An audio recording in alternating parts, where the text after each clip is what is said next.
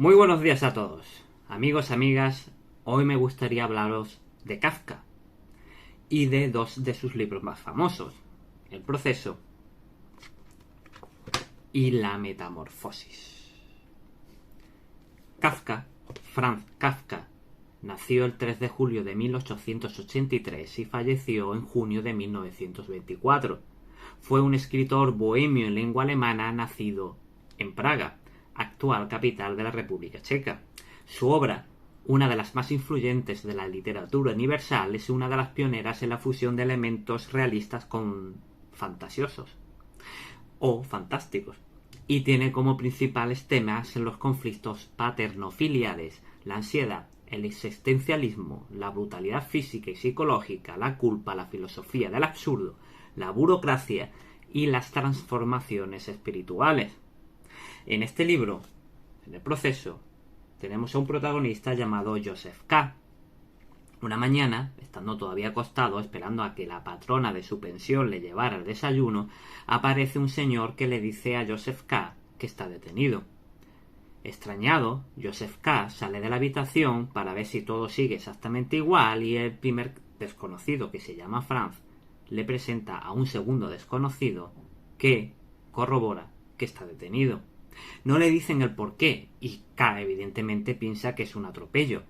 Que él supiera, vive en un estado de derecho. Deberían de decirle por qué está detenido. Aquí se inicia un proceso en el cual Joseph K, se ve involucrado sin saber por qué motivo. K busca su partida de nacimiento y le pide a los guardianes que se identifiquen. Y uno de ellos les dice que ¿por qué se enfada? Si ellos están de su parte, que no se tiene que poner impertinente. Los guardias se han dedicado a comerse el desayuno de K y le comentan que, bueno, independientemente de que esté detenido, puede seguir haciendo su vida normal. K trabaja en un banco y entonces, bueno, pues decide que, aunque es posible que llegue un poco tarde, es momento de irse y continuar pues su vida normal.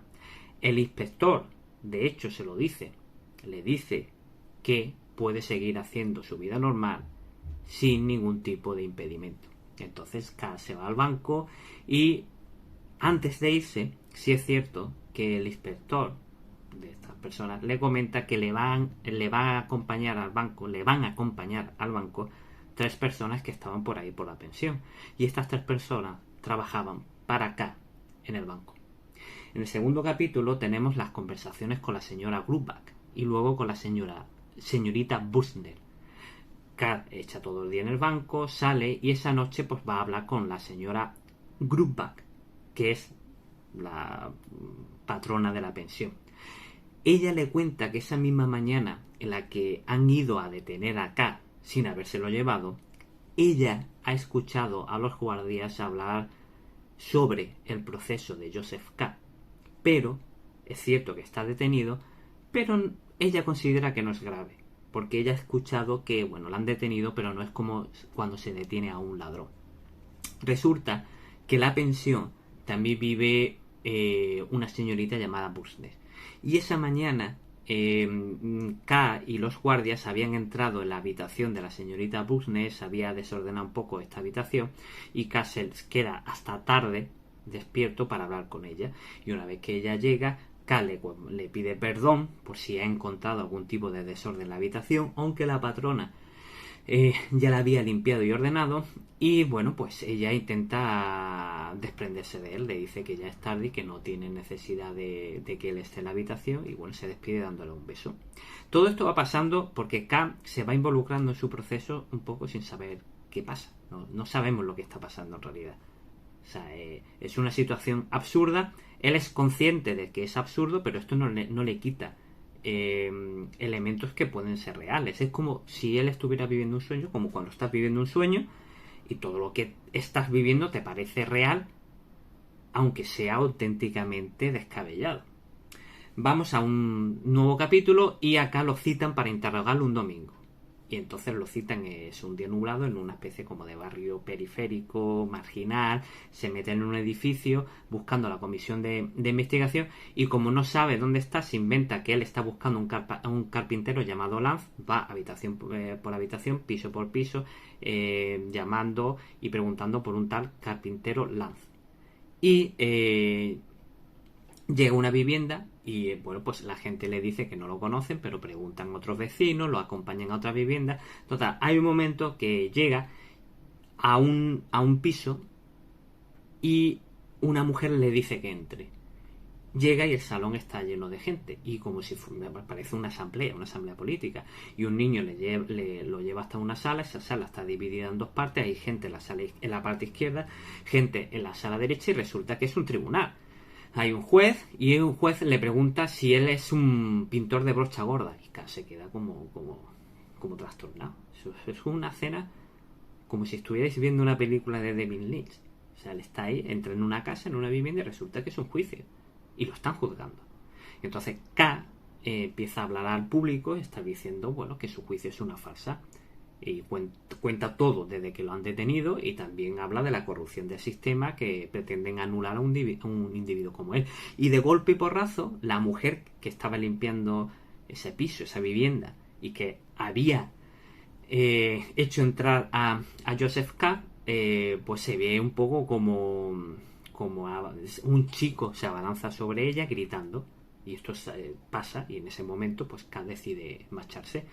Luego posteriormente K, a la semana siguiente, él no sabe nada, nadie le ha dicho a qué se dedica su proceso, de qué se le acusa, nadie le está diciendo, pero él decide volver a la vivienda. Entonces habla con la mujer resulta que es esposa del ujier del juzgado, y que tiene una especie de affair con ese chaval que estaba hablando con ella, que se había lanzado sobre ella, y que lo mantiene por no perjudicar a su marido, que es el ujier. Suben al desván, en el desván hay oficinas de juzgado, el ujier acompaña a K, y bueno, de golpe, muchas veces Kafka describe que hay como un ambiente como una neblina, como un aire denso que te dificulta muchas veces respirar. Es muy onírico a veces las descripciones que nos hace. Bueno, el ujier se va, él se pierde en esos juzgados, y entonces una muchacha llega y le dice, oye, ¿cómo está usted? ¿Quiere ir a la enfermería? No quiero ir a la enfermería.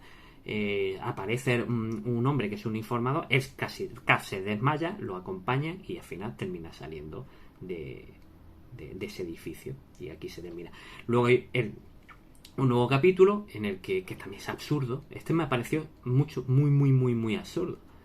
Él sale del banco y escucha unos gemidos, y resulta que hay una especie de desván.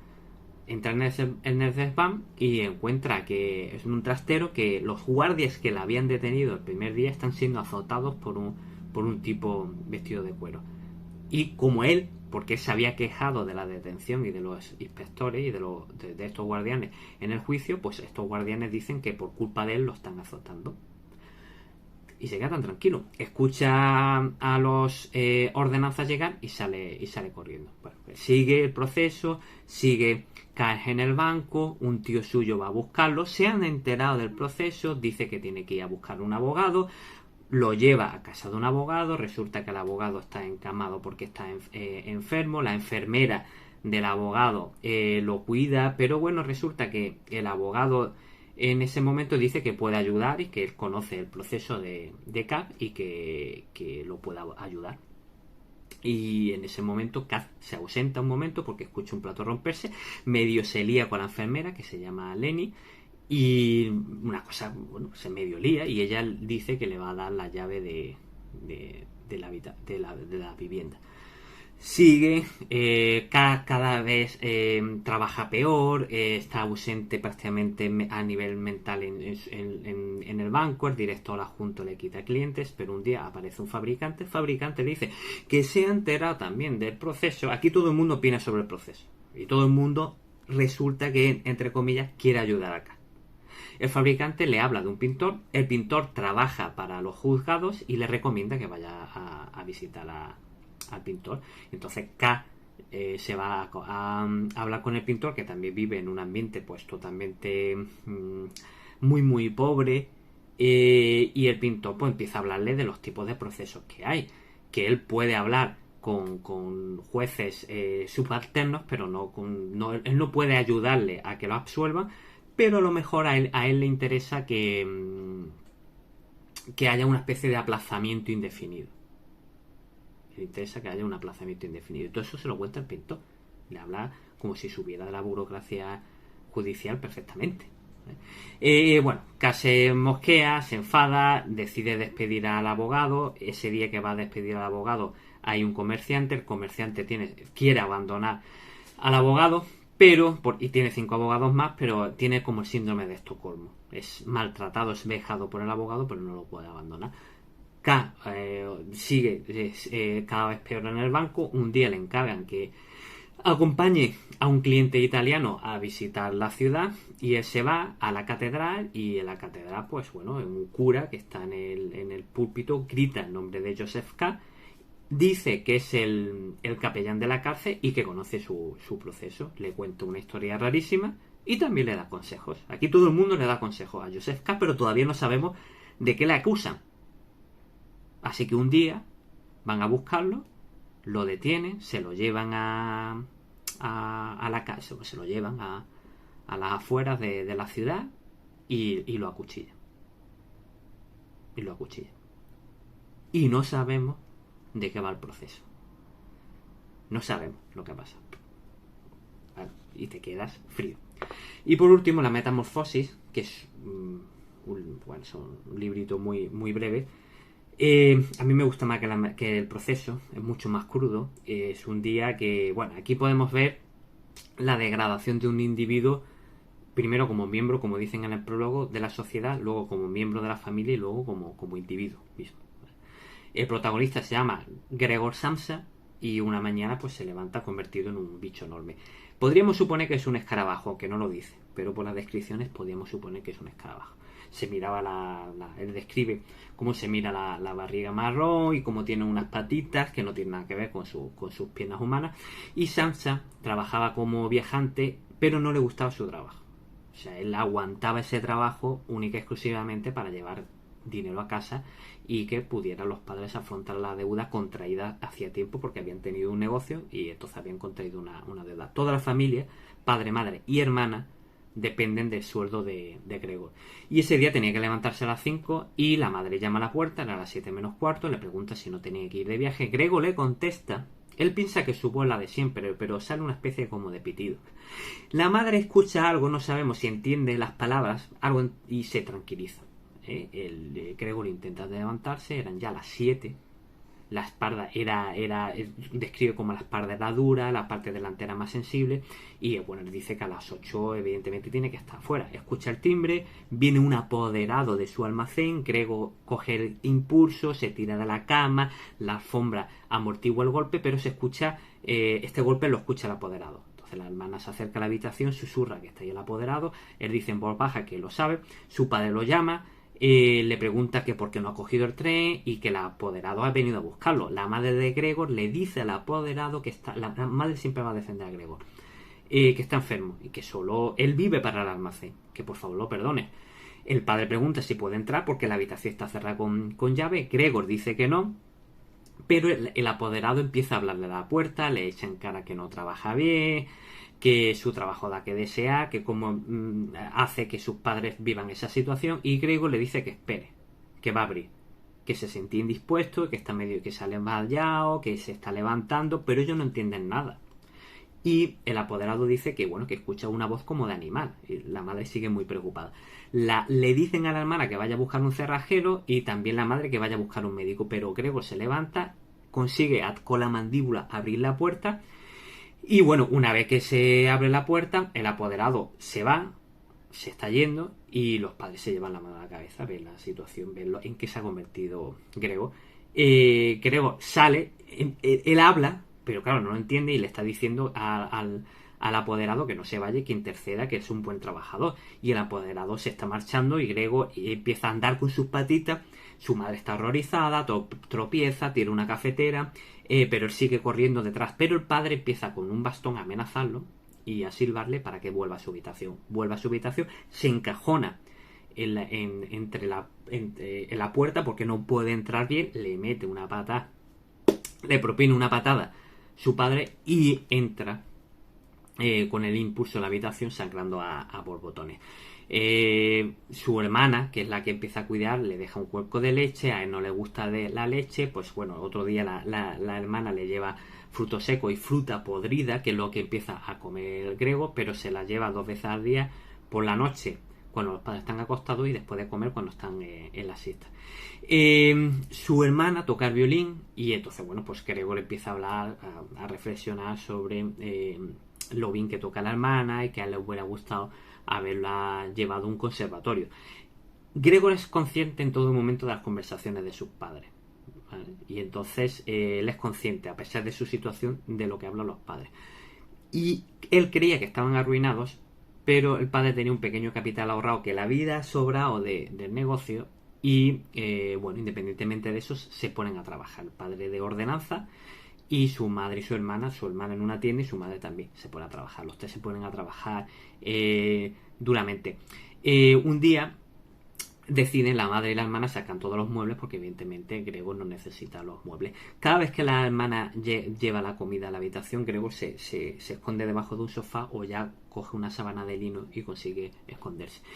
Bueno, se llevan los muebles, alquilan otras habitaciones, ya tienen huéspedes y utilizan la habitación de Gregor como desván. Cada vez está más sucia y una noche la hermana de Gregor está tocando el violín en la cocina, los huéspedes se interesan por la música, a Gregor le parece maravillosa la forma en la que su hermana toca el violín, la hermana empieza a tocar el violín delante de los huéspedes empiezan a hablar, se dejan de interesar por la música, Gregor sale a vista de los huéspedes porque es lo que quiere demostrar a la hermana que sí le gusta la música, él piensa que valora su música.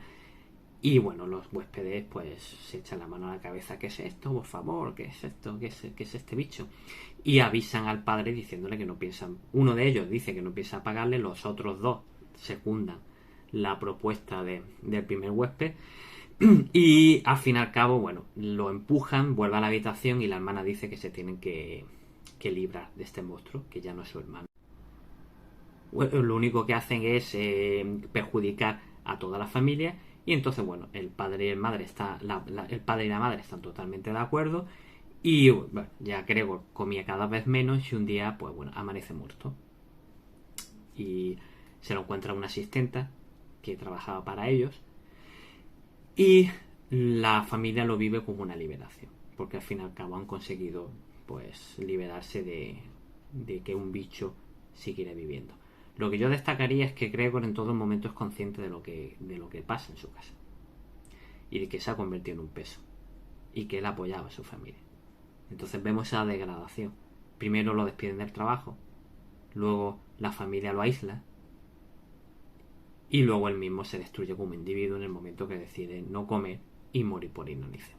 Pues bueno, muchísimas gracias por estar ahí y hasta el próximo vídeo.